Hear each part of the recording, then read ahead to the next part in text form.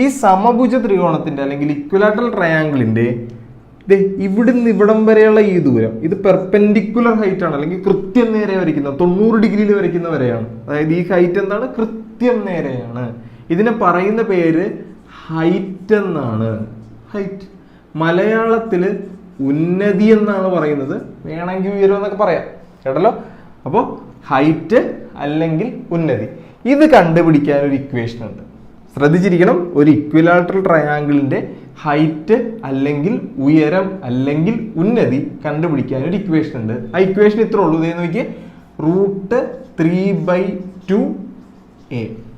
എന്താണ്? √3/2a. അതായത് ഇതിനെ നമ്മൾ h എന്ന് വിളിച്ചാൽ, ഹൈറ്റ് എന്ന് വിളിച്ചാൽ, ഉന്നതി എന്ന് വിളിച്ചാൽ, അതിന്റെ ഹൈറ്റ് കണ്ടുപിടിക്കാനുള്ള ഇക്വേഷൻ എന്താണ്? √3/2 × a. ഈ a എന്ന് പറഞ്ഞാൽ എന്താടാ? അവിടുത്തെ ഒരു